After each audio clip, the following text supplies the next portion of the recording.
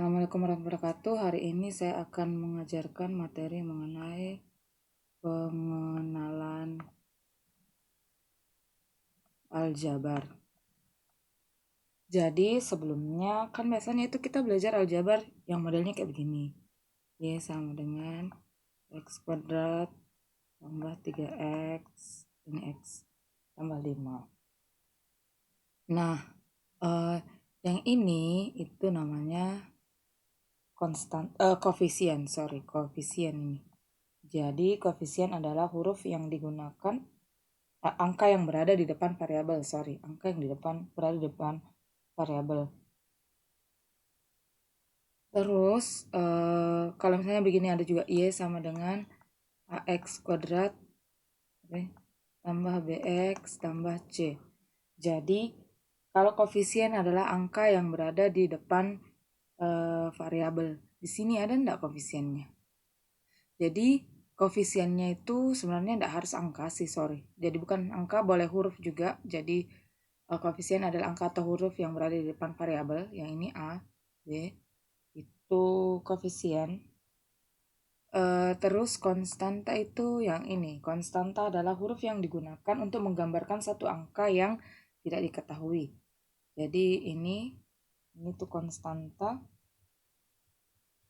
Terus variabel adalah huruf yang digunakan untuk menggambarkan sekelompok angka ini. Jadi ini variabel, ini boleh berupa satu angka, boleh juga berupa sekelompok angka. Ini yang jadi variabel, ini variabel semua. Nah, ini koefisiennya, sebenarnya ada koefisiennya tapi tidak kelihatan. Hanya orang-orang beriman yang biasa lihat. Jadi ini sebenarnya ada angka 1 di sini. Jadi bagi variabel yang tidak ada angka di depannya berarti dia koefisiennya 1.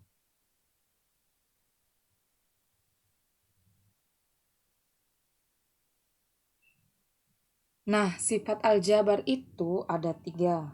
Komutatif, asosiatif, sama distributif. Penjelasan komutatifnya, asosiatifnya, distributifnya silakan baca sendiri nih, gampang sekali sebenarnya. Kita langsung saja masuk ke intinya. Sebenarnya apa sih yang mau di sini? Jadi kan biasa dapat soal itu kayak begini. 4XY itu X ditambah 3X. Nah, soal begini. 3XZ kurang 6ZY kurang 5ZX tambah YX sama dengan, nah ini tugas kita yang paling pertama adalah mengelompokkan yang variabelnya sama. Yang variabelnya X, Y ada enggak samanya? Oh ada, ternyata ini YX. Jadi ini yang dinamakan komutatif. Jadi komutatif itu saya ubah posisinya juga enggak masalah. Jadi saya ubah posisinya, kalau di sini XY, di sini jadi YX, itu nilainya sama aja sebenarnya. Nah ini bisa dikelompokkan sama. Terus habis itu ini lagi XZ itu sama dengan ZX, jadi ini sama. Nah yang tidak ada pasangannya yang ini. Jadi nanti di sebelah sini kita bisa tuliskan 4XY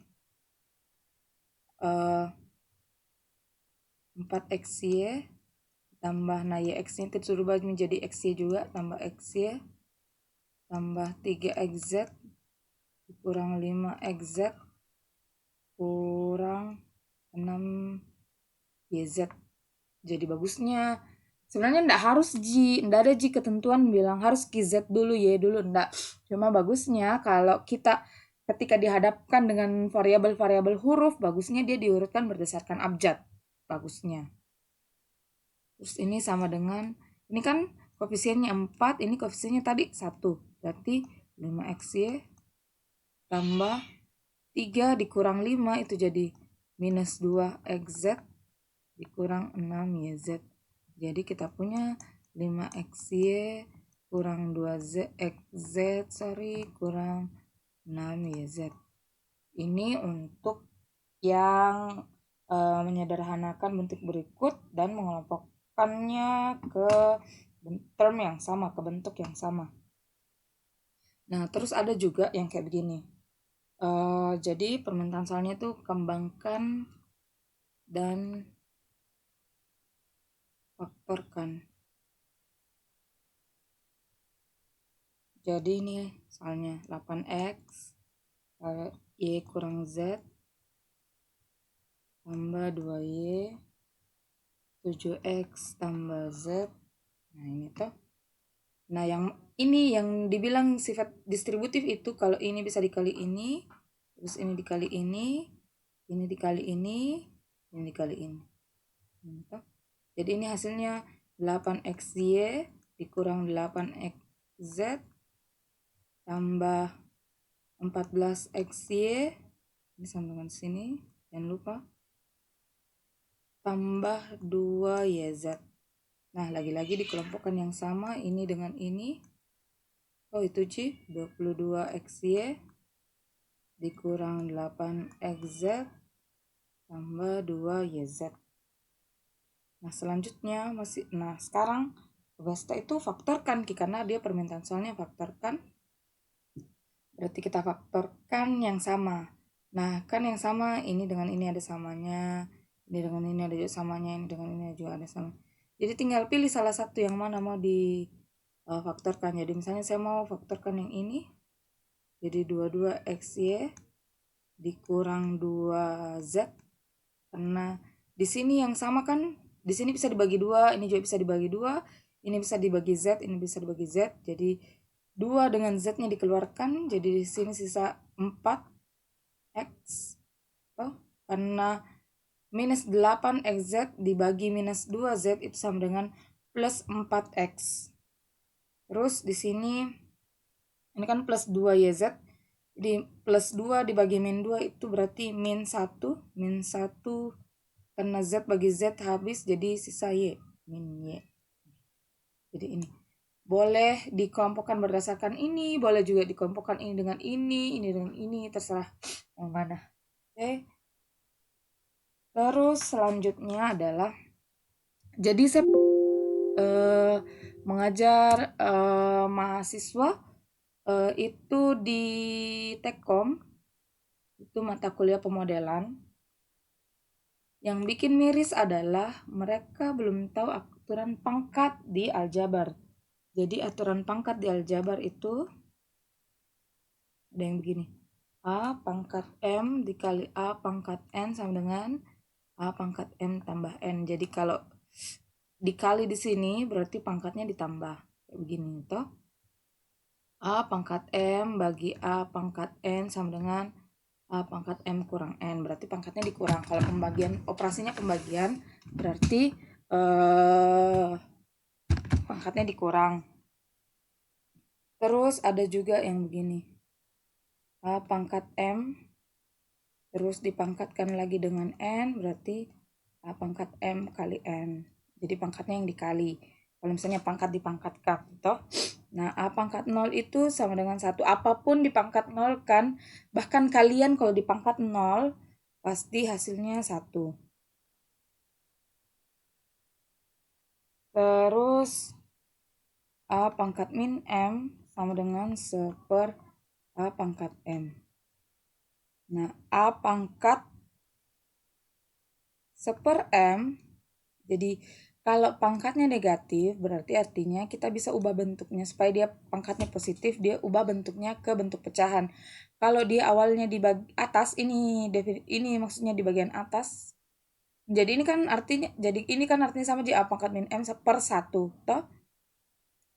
Ada persatunya sebenarnya, cuma hanya orang-orang beriman yang bisa lihat. Jadi kalau tidak beriman kita bisa dilihat.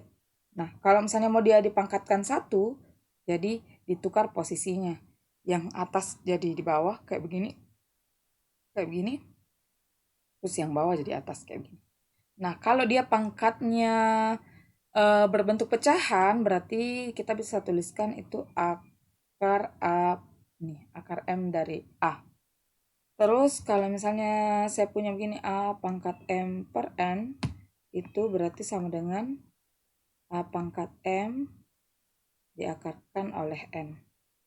Tuh. Jadi contohnya misalnya saya punya 3 pangkat 2 per 3 itu sama dengan 3 akar 2 ini 3. 3-nya yang di sini ke sini, 2-nya itu ikut ke dalam sini. Nah, terus habis itu adalah, nah pertanyaannya, Bu, kalau misalnya saya dapat 2 pangkat 3 dikali 5 pangkat 7 misalnya. Bisa enggak pakai sifat ini? Jadi ini lihat syaratnya adalah angka utamanya itu harus sama. Jadi kalau misalnya ini angka utamanya sudah beda memang nih, menurut masih bisa enggak kira-kira menurut tak pakai rumus yang dari atas ini? Otomatis tidak bisa Mi, karena aturan pangkat itu hanya berlaku ketika angka utamanya sama. Kalau tidak sama berarti aturan yang ini tidak boleh diterapkan di sini. Jadi dia baru bisa berlaku kalau 2 pangkat 3 misalnya dikali 2 pangkat 7. Nah ini bisa berarti 2 pangkat 3 tambah 7 berarti 2 pangkat 10. Itu. Terus ada yang saya lihat itu 2 pangkat 3 tambah 2 pangkat 7 sama dengan 2 pangkat 10. Ada yang pernah kerja begini, ini tidak boleh. Karena aturannya adalah operasinya baru bisa bekerja kalau perkalian. Jadi Bu, bagaimana kalau penjumlahan? Kalau penjumlahan berarti hitung manual. 2 pangkat 3 dulu berapa, 2 pangkat 7 berapa, baru dihitung, baru nanti hasilnya dijumlahkan. Minta maaf nah sama backsoundnya agak-agak gimana gitu ya. Nah, terus di aljabar juga ada logaritma.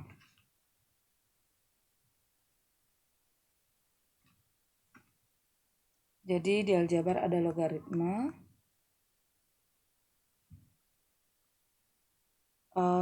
Jadi logaritma definisinya itu adalah jika A, B, dan C adalah bilangan real, A sama dengan B pangkat C, dan B besar 1, maka C sama dengan B log A. Jadi kalau misalnya kita punya yang begini awalnya, berarti kita bisa bentuk logaritmanya seperti ini. Jadi contohnya 25 itu kan sama dengan 5 pangkat 2 ya. Berarti 5 log 25 itu sama dengan 2.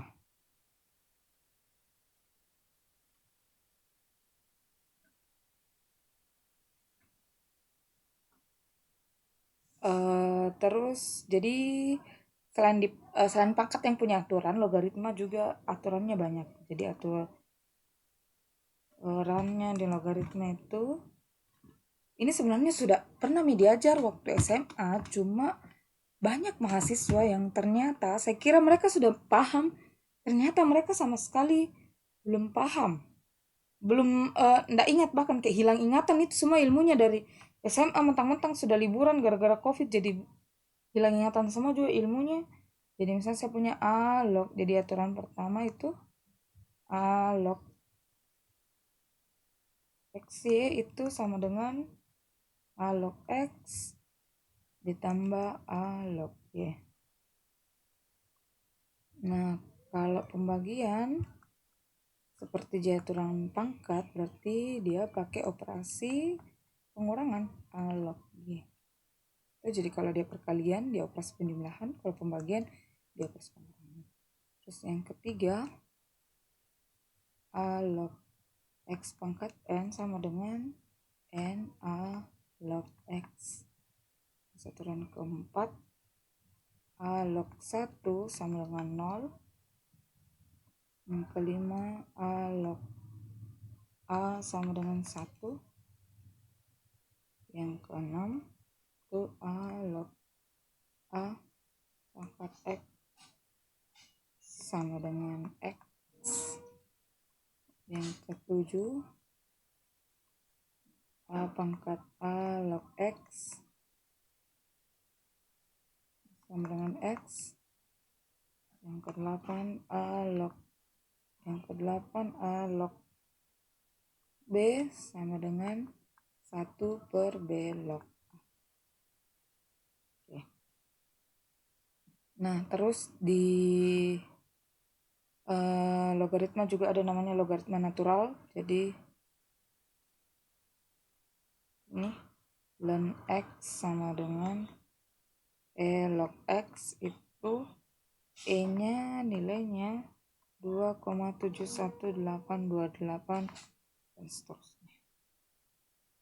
Sifat, nah perlu diperhatikan aturannya ln itu sama dengan aturannya ini.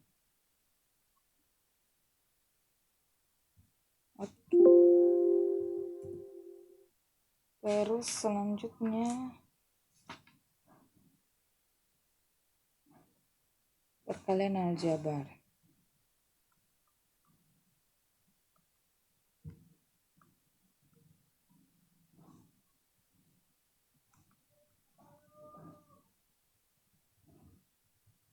Jadi misalnya kalau ini perkalian aljabar kayaknya kelewatan kalau kalian ada yang belum paham perkalian aljabar. Jadi kalau misalnya saya punya AX tambah B itu dikali dengan CX tambah D. Soalnya ada back, nggak tahu kalian kedengaran terus back sound sayur.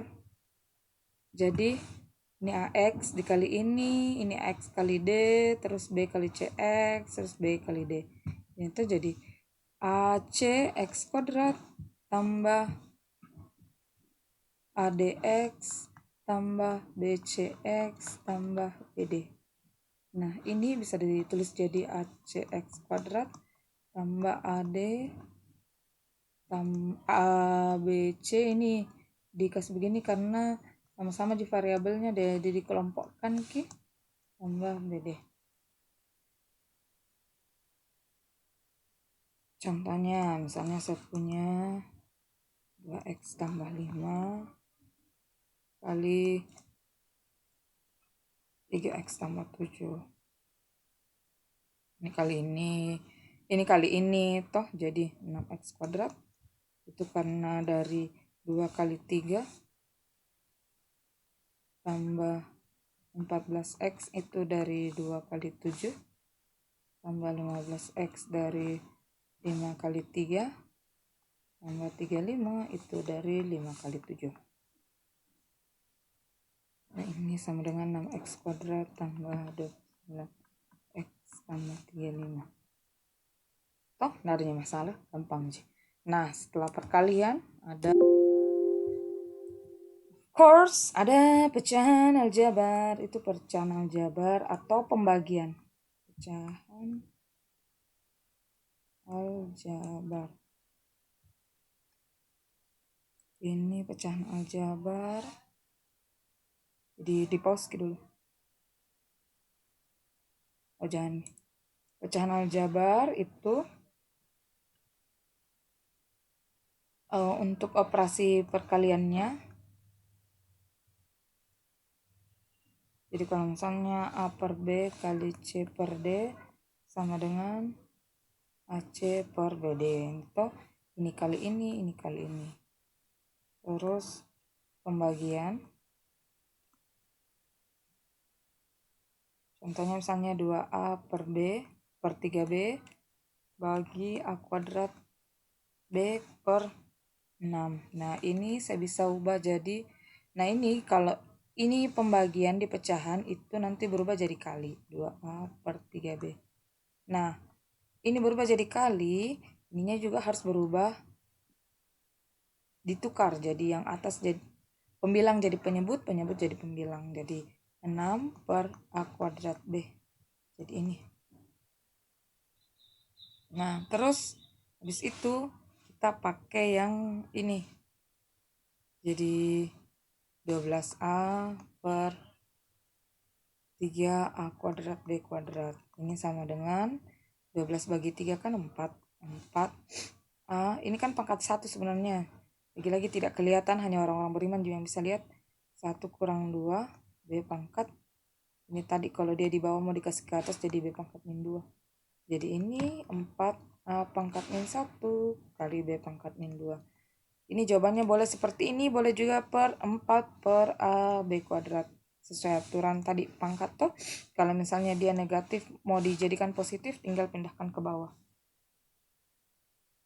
Nah, ada juga pecahan. Jadi kalau dalam operasi pecahan itu ada operasi penjumlahan, sorry. Jadi sudah nih perkalian pembagian, selanjutnya ada penjumlahan. Penjumlahan seperti biasa, A per B tambah C per D, itu disamakan penyebutnya. BD, B kali D, terus ini kali ini kali ini, jadi A kali D tambah C kali B. Itu penjumlahan. Terus bagaimana dengan pembagian? Operasi pembagian. Jadi misalnya saya punya 12x pangkat 3 kurang 2x kuadrat kurang 3x tambah 28 dibagi 3x tambah 4. Jadi ini dulu 12x pangkat 3 bagi 3x itu kan 4x kuadrat. Kenapa? Ini 12x pangkat 3 per 3x. Ini kan jadi 4. Terus ini x pangkat 3 kurang 1. Yang ini jadi 4. Jadi sama dengan 4x kuadrat. Nah, terus 4x kuadrat dikalikan lagi dengan 3x itu dapat 12x pangkat 3. Nah, 4x kuadrat dikali juga dengan 4 ditambah 16x kuadrat. Kurang. Ini jadi minus 18x kuadrat kurang 3x. Kayak pembagian biasa waktu SD. Terus kecuali kalau enggak pernah ke SD makanya enggak pernah aku dapat itu. Kurang ini 18x minus 18x kuadrat dibagi 3x itu sama dengan minus 6x. Jadi minus 18x kuadrat kurang 24x kurang minus 3 tambah 24 itu 21x tambah 28. 21 bagi 3x itu tambah 7. Berarti 21x tambah 7 lagi kali 4. 7 kali 4 itu 28. Berarti kurang 0. Berarti hasilnya 12x pangkat 3 kurang 2x kuadrat kurang 3x tambah 28 bagi 3x tambah 4 hasilnya ini. Jadi kalau di pembagian ini namanya hasil bagi. Hasil bagi. Ini namanya pembagi. Ini namanya sisa bagi. Cukup sekian materi aljabar saya. Saya minta maaf kalau terpaksa harus mengulang materi SMA karena ternyata banyak yang belum lancar masalah aljabar waktu SMA. Cukup sekian dari saya. Assalamualaikum warahmatullahi wabarakatuh. Oh iya, sebelum saya tutup ada kuis. Jadi aturan mainnya ini kuis adalah adik-adik harus ini. Jadi nanti adik-adik buat story di Instagram. Jadi adik-adik harus buat story di Instagramnya adik-adik untuk jawab ini pertanyaanku. Pertanyaannya adalah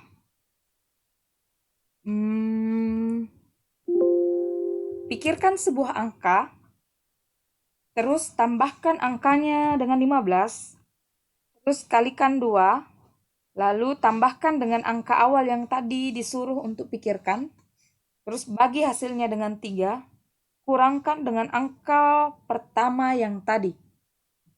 Jadi, pikirkan sebuah angka, tambahkan 15, kalikan 2, tambahkan dengan angka awal yang tadi disuruh, bagi hasilnya dengan 3, kurangkan dengan angka pertama yang tadi. Jawabannya pasti 10. Pertanyaannya adalah, adik-adik harus memecahkan kenapa jawabannya bisa 10. Kenapa jawabannya bisa 10? Jawabannya adik-adik storykan. Jadi ini jawabannya berkaitan sama aljabar sebenarnya kalau mengerti tadi penjelasan aljabarnya sama ini teka-tekinya. Jadi adik-adik Dan ini tidak berlaku untuk semua mahasiswa. Jadi ini hanya berlaku seperti biasa untuk satu orang saja yang paling cepat dan paling benar.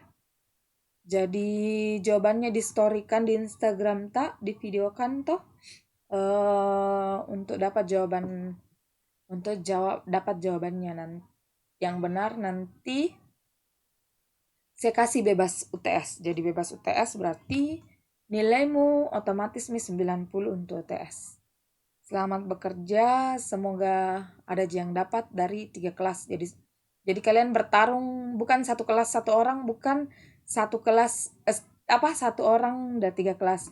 Oh iya, jadi bikin story di Instagram, tag Nurul, tag Instagramku Nurul.m.abdal. Ini kelihatan di titiknya. Nurul.m.abdal di Instagram. Di story kan. Jadi terus nanti yang benar jawabannya saya repost. Saya repost jadi Instagram tak jangan di lock. Terima kasih, cukup sekian dari saya. Selamat belajar. Assalamualaikum warahmatullahi wabarakatuh.